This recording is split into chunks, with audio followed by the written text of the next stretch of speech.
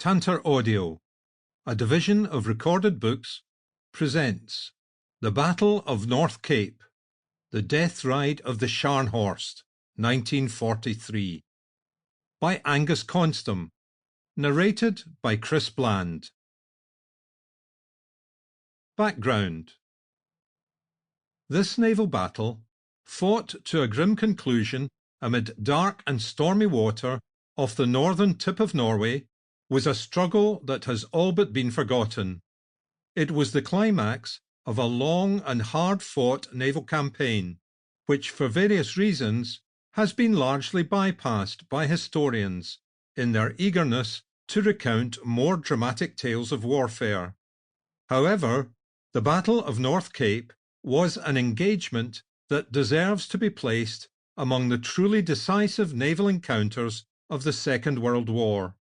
In its way, it was every bit as important as the great carrier battles fought out in the Pacific, and probably of greater strategic significance than the sinking of the Bismarck or the Graf Spee. This book is a humble attempt to raise awareness of the events that led to the sinking of Germany's last operational capital warship, and to honour the men of both sides who fought and died in those bleak, freezing waters almost 2/3 of a century ago. Introduction. The Battle of North Cape was a naval struggle the like of which was never seen again. While the commanders of both sides embraced, or at least made use of, the new technologies of naval warfare aircraft, submarines, radar, and electronic surveillance, this was still a battle fought in the old style, a duel to the death, using guns and torpedoes, fired or launched by surface warships. It was the last naval battle fought using these tools of surface combat alone, a clash of battleships, those long-departed, gun-armed titans of the seas. In fact, the Battle of North Cape was a naval clash that invokes many superlatives. It was the last naval engagement in history involving a major unit of the German Kriegsmarine. It was one of the first where search radar and radar fire control played a major part in the outcome. Above all, it was a strategic victory that ensured the continued supply of the Soviet war effort. That winter, the Red Army was preparing for a new offensive, which in the following year would take it to the borders of Hitler's Germany. Each convoy carried the equivalent of an armoured corps, and every ship that made it safely to Murmansk would help tip the balance in favour of the Allied cause. One other important factor set the battle apart. It was highly unusual to fight a major naval engagement in the Arctic twilight, or during the darkness that falls within 2 hours of noon. This spectacular naval clash was fought to a conclusion in the pitch dark, or at least in a dim twilight, and in seas so mountainous that the small destroyers were in as much danger of succumbing to the elements as they were to German shells. Then there was the cold, the freezing, all-pervading icy cold, which tested the endurance of sailors of both sides as they manned their deck guns or lookout positions. Worse still, this was a fight to the death, the inevitable consequence being that those sailors who managed to escape from their burning, sinking ship were pitched into the freezing waters of the Barents Sea. For them, their chances of survival were slim. Those sailors of both sides who survived the battle have tried to recount their experiences as best they could, and many of these accounts have been woven into the narrative of this book. Mere words could hardly express the sheer, desperate horror of watching your shipmates maimed beside you, or drifting in the freezing, oil-covered water, with little hope of rescue and with consciousness slipping away. This book can only capture a fragment of what these young men experienced, and the word young is an important one. The average age of the men who survived the sinking of the Scharnhorst was just 21. Many of the crews of the British, Canadian and Polish warships that took part in the battle were equally youthful, although many had already experienced the harsh realities of naval warfare. For the most part, they were commanded by junior officers and senior ratings little older themselves, although on both sides the more senior officers and ratings were battle-hardened men of experience, capable of imbuing their young subordinates with the professionalism for which the navies of both sides were renowned. Then there were the admirals, the men whose decisions set events in motion that would lead to this clash of titans, and on whose shoulders rested the responsibility for so many lives. Admiral Bruce Fraser and Conter-Admiral Heinrich Bay were the men who fought what was ultimately a very personal naval duel, albeit one involving ships, aircraft, and submarines, rather than pistols or swords. These two men were very different, but each carried with him the weight of naval tradition and the aspirations and objectives of their service. Of the two, Bay was the most hamstrung. While he maintained full operational control over his battle group, he was still expected to follow the orders of his superiors, General Admiral Schneewend in Kiel and Gross Admiral Donitz in Berlin. While he enjoyed the theoretical support of the Kriegsmarine's U-boat arm and of the Luftwaffe stationed in Norway, cumbersome chains of command and inter-service rivalry meant that, for the most part, he could rely on little assistance. By contrast, Fraser enjoyed complete strategic control over his forces, and while he was ultimately answerable to the British Admiralty, he was given a free hand in waging the naval battle his own way. Ultimately, the faith of the Admiralty in Fraser's abilities would be fully justified. The Battle of North Cape was almost the last chapter of a long naval campaign. Since the summer of 1941, the great logistical operation of the Arctic convoys had tested the resolve of the British Navy and Merchant Marine and placed an immense strain on Britain's meagre resources. When the United States entered the war in December 1941, the operation took on a fresh momentum, and for the best part of the next 2 years it remained a vital lifeline that helped keep the Soviet Union in the war. Of course, these convoys were as much a political necessity as a military one, demonstrating a solidarity between the Western Allies and the Soviet Union that was geographically impossible on the battlefield. For their part, the Germans were equally aware of the political symbolism, which for them made the disruption of these convoys even more important. Hitler invaded the Soviet Union in late June 1941, and within weeks it had become clear that the Red Army was losing the campaign. By August, more than 500,000 Soviet soldiers had been captured, and German columns were driving deep into the heart of Russia. While the Red Army hurriedly did what it could to prevent the capture of Moscow and Leningrad, Soviet industrial plants were shipped east of the Ural Mountains, beyond the reach of the invaders.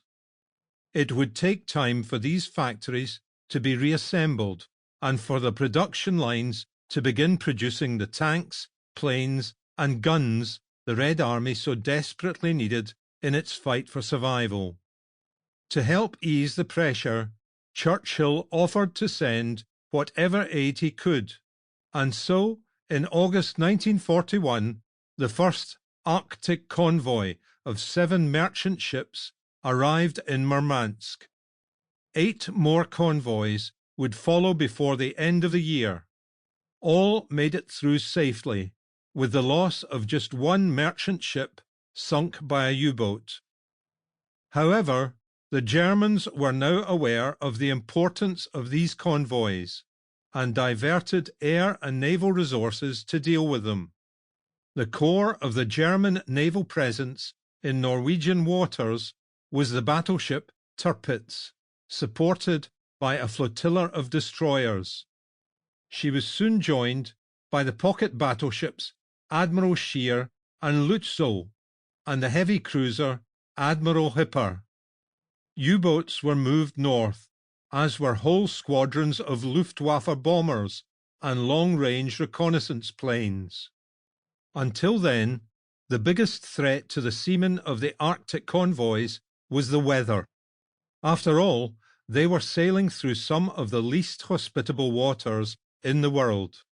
Between January and June 1942, the Germans gradually increased the pressure on the convoys. There were 9 outward-bound and 7 homeward-bound convoys during this period, and losses increased almost every time. By June, the Allies had lost 21 merchant ships, 3 light cruisers, and 2 destroyers in the battles to force these convoys through, while German casualties were limited to just 2 destroyers.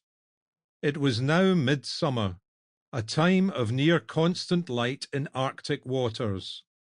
The Admiralty requested that the convoys be suspended until winter, but for political reasons, Churchill ordered them to continue. The result was the disaster of convoy PQ-17. In late June 1942, this convoy of 36 merchant ships sailed from Iceland, bound for Murmansk's Kola Inlet. Threat of a sortie by German surface warships led to the decision that the convoy should scatter. Even more bizarrely, the heavy escorts, including the battleships HMS Duke of York and USS Washington, were withdrawn. Only 11 of the merchantmen made it safely into port. 2 were forced to return to Iceland, and 23 were sunk by German aircraft and U-boats. It was a tough lesson in convoy management and strategy, bought at the expense of hundreds of lives. Convoys were suspended, and by the time they were renewed in September, the British and their allies had worked hard to learn from their mistakes. Between September and December, 1 outward-bound and 2 homeward-bound convoys successfully ran the German gauntlet, and although 16 merchant ships and a minesweeper were lost, the convoy escorts accounted for over 40 German aircraft and 4 U-boats. It was clear that the Germans would no longer enjoy air and naval superiority in the Barents Sea. Consequently, in December, the decision was made to launch a naval sortie against the next convoy, JW-51A. The result was a confused engagement known as the Battle of the Barents Sea, where Rear Admiral Burnett's British cruisers successfully kept the German pocket battleship Lutzow and heavy cruiser Admiral Scheer from reaching the convoy. As a result, the convoy made it to Murmansk without loss. The most significant result of this inconclusive battle was that Hitler lost his patience with the Kriegsmarine and its expensive capital ships. When he learned that they had been driven off by British light cruisers, he flew into a rage and ordered the dismantling of the surface fleet. Gross-Admiral Raeder resigned in protest and was replaced by Karl Donitz, the architect of the German U-boat fleet. The British suspended convoy operations in March and planned to renew them in November, when the near-constant Arctic darkness hid them from German aircraft. For their part, the Germans used the time to prepare for the renewal of the battle. Dönitz persuaded Hitler to spare the large capital ships of the Kriegsmarine, and he even managed to reinforce the Northern Battle Group, the collection of powerful warships stationed in the Altenfjord, near the northernmost tip of Norway. In March 1943, the battlecruiser Scharnhorst was ordered to join the battle group, an addition that greatly increased the latent threat these German warships posed to the convoys. The Scharnhorst was widely regarded as a lucky ship. She had been mined and torpedoed, but she always managed to avoid the serious damage that seemed to plague her sister ship, the Gneisenau. Her motto, Scharnhorst immer voran, Scharnhorst ever onwards, was more than a slogan. For the sailors, it testified to a belief that she would always make it home safely, regardless of the odds stacked against her. She was named after a Prussian commander in the wars fought against Napoleon, and she seemed to epitomize the resilience of the Prussian warrior class. Her launch in June 1936 had been witnessed by Hitler, who at the time was as satisfied as his naval commanders that she represented the very latest word in power, strength, and armoured protection. Naval perfection, encased in hardened Krupp steel. But for all her skirmishes off Norway, in the Atlantic, or in the English Channel, her fighting abilities had never been fully tested. That great trial lay ahead of her, and would take place in the cold waters off North Cape. The rivals.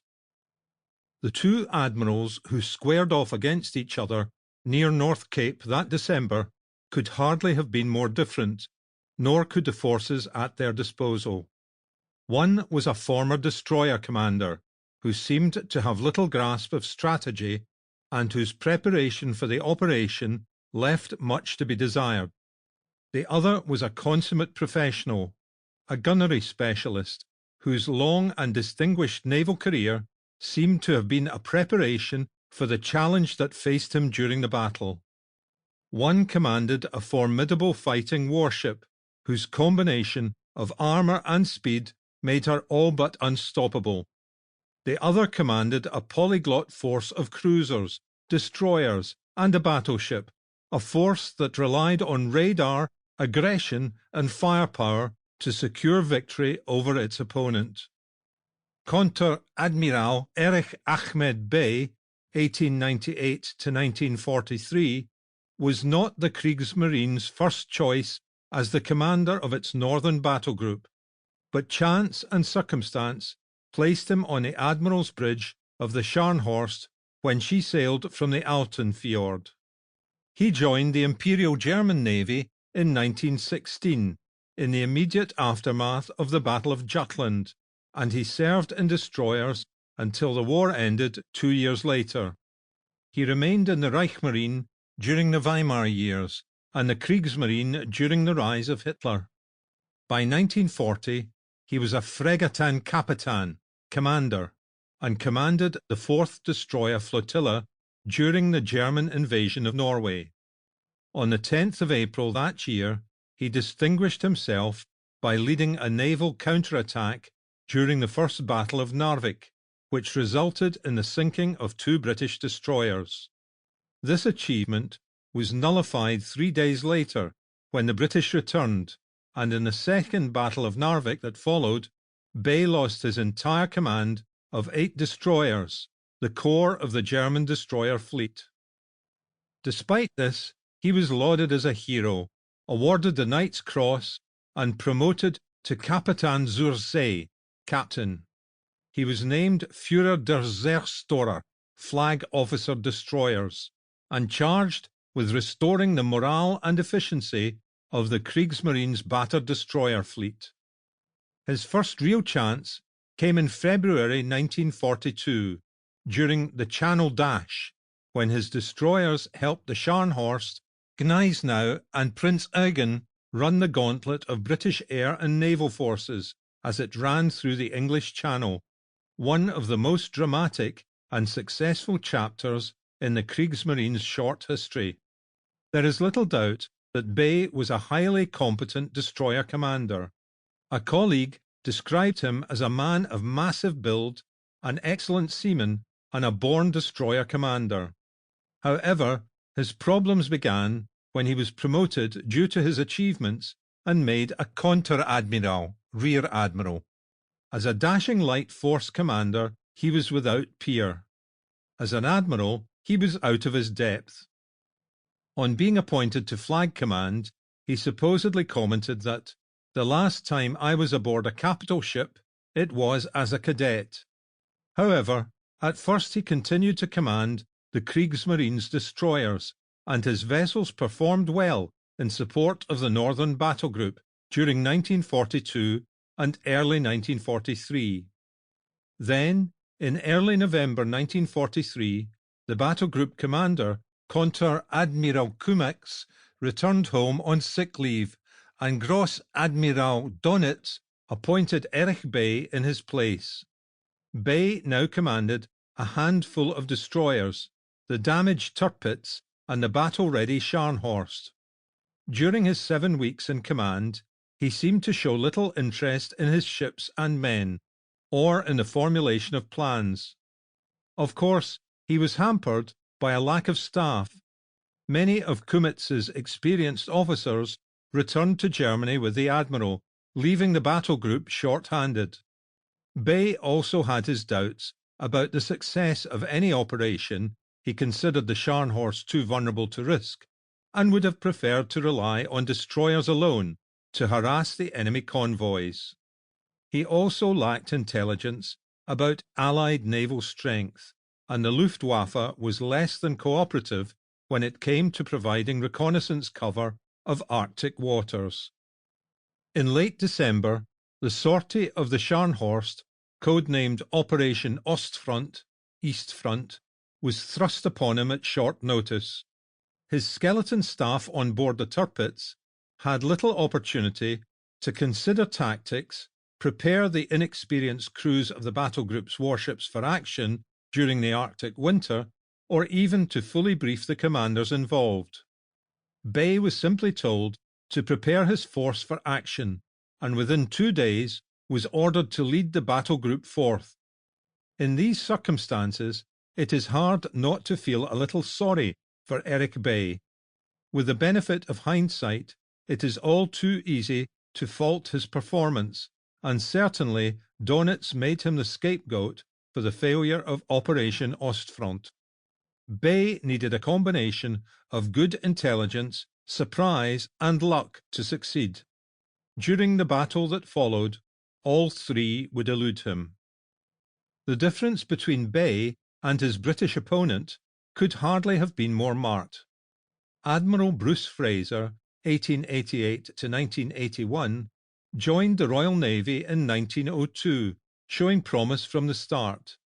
In 1911, he specialised in naval gunnery, and when the First World War broke out, he was serving as the gunnery officer on the cruiser HMS Minerva, before serving in the same capacity for the rest of the war on the new battleship HMS Resolution. In 1920, he was captured by the Red Army during a landing at Baku on the Caspian Sea, and spent 6 months as a prisoner of war. On his release, he returned to Britain and served in a string of increasingly prestigious staff appointments, both afloat and ashore. He was promoted captain in 1926 and was finally given his own command, the light cruiser HMS Effingham. In 1933, Fraser became the Director of Naval Ordnance, where one of his tasks was to supervise the design and testing of the Navy's new 14-inch guns, mounted in quadruple turrets. A decade later, he would use these same guns in action against the Scharnhorst. In 1936, he was given command of the aircraft carrier HMS Glorious, making him one of the few senior officers to realize the potential of naval air power and its limitations. 4 years later, the same carrier would be sunk by the Scharnhorst off the coast of Norway. For Fraser, the cornering of the Scharnhorst therefore involved an element of revenge. He was promoted to the rank of Rear Admiral in January 1938 and served as Chief of Staff to the commander of the Mediterranean Fleet during the political crisis caused by the Spanish Civil War. On the eve of hostilities, he returned to Britain to become the Third Sea Lord, where he was responsible for improving the fighting ability of the service, a task for which he was admirably suited. Fraser was promoted to Vice Admiral in May 1940, and in June 1942 he was named as the Deputy Commander of the Home Fleet. In May 1943, the gifted Admiral Tovey stepped down to take up a new position, and Fraser replaced him as the new commander of the Home Fleet, based in Scapa Flow. Fraser was given the acting rank of Admiral, a flag rank that was only officially confirmed 2 months after the Battle of North Cape. What really set Fraser apart from his contemporaries were his natural skills in leadership. He had the ability to talk with subordinates of any rank and make them feel valued. He genuinely cared for his men and their welfare, and he inspired them. Fraser felt himself privileged to be part of what he regarded as the finest fighting force in the world, and consequently viewed Royal Naval personnel as members of the same elite band, regardless of their experience or status. As a commander, he was prone to mixing with his men and listening to their problems and worries. Despite this, he could be a hard taskmaster and expected the best from those around him. Fraser projected a calm, unruffled exterior and rarely lost his composure, whatever the crisis. He was also highly intelligent, and according to his flag lieutenant, Vernon Merry, he spent most afternoons smoking his pipe and thinking. As Merry put it, he would fight hypothetical fleet actions, rehearsing dispositions, ranges. As such, he had mentally engaged the Scharnhorst dozens of times before he actually brought her to battle. Fraser was a confirmed bachelor and remained unmarried throughout his life. His first love, after all, was the service. As an admiral, he remains one of the great unsung heroes of the Second World War, a man who did much to influence its course, but whose deeds were barely remembered after the guns fell silent. While Fraser was regarded as a thinking admiral, his subordinate, Rear Admiral Robert Burnett, 1887 to 1959, actually made fun of his own intellectual shortcomings. However, he had proven himself as a fighting admiral and was the ideal man to command Fraser's cruiser force. The Scottish-born Burnett entered the Navy in 1902, the same year as Fraser, and during the First World War had commanded destroyers in the Grand Fleet. He specialised in physical training and was made a captain in 1930. His commands included the battleship HMS Rodney, but he also gained staff experience and in 1941 was promoted to flag rank. His promotion to Vice Admiral was announced just days before the Scharnhorst operation began. His great skill was that he had a good instinct for naval warfare, although he also inspired great confidence and loyalty from his men. Despite some criticism of Burnett's performance during the Battle of North Cape, Admiral Fraser was well served by his deputy during the fight. Just as Conter-Admiral Bay and Admiral Fraser were poles apart in terms of experience and professionalism, their two powerful flagships were also very different, the result of two competing schools of naval warfare. The Scharnhorst. Sample complete. Ready to continue?